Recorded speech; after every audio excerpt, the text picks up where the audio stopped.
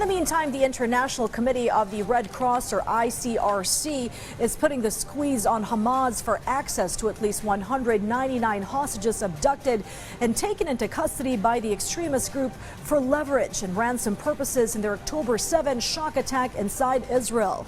This move is in collaboration with hundreds of Israeli civilians who've set up a war room in a desperate effort to find these hostages. VOA's Linda Gradstein reports from Tel Aviv on this developing story. For families and friends, a wall of heartbreak. The faces of some of the 199 or more civilians kidnapped and taken into Gaza hang outside Israel's Defense Ministry headquarters as a reminder they're still missing. Among the kidnapped are young children and older adults. The families of the hostages have banded together to pressure the government to bring their relatives home. They took his wife, my aunt, Adina Moshe, 70 years old.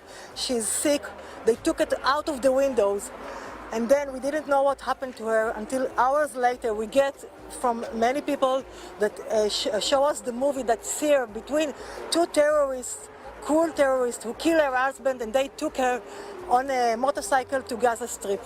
The families say that for more than a week, no representative for the government has met with them. But private Israelis sprang into action.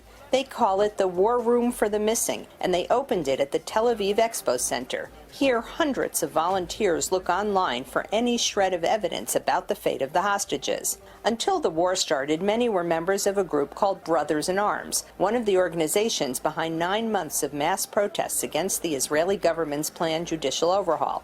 Now the group has turned its attention to finding the hostages. Israeli citizens from all kinds of different sectors, from technology, from interrogation, from intelligence, from social networks, are gathered here to try to create a full image of what's going on. Nahon, an information systems professor at Reichman University, says information they've gathered leads them to believe that more than 100 of the hostages are still alive. She sends the information found by her volunteers to the Israeli security services.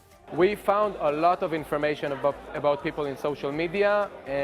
Some cases we understand that they were murdered, and then it's our job to update that we got new data. In other cases, we see that they're alive, and we see them write online that they survived the event and what they're doing at the moment. And in other cases, we bring it to further research if we don't have enough data.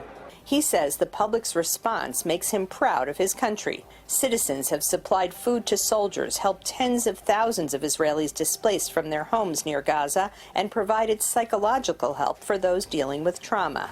When you see people just gather around and do whatever needs to be done at the moment to be strong and to win this situation, for me this is my greatest source for being optimistic. Israel is poised for a ground invasion of Gaza, but many Israelis say that getting the hostages back is their first priority. Linda Gradstein, VOA News, Tel Aviv.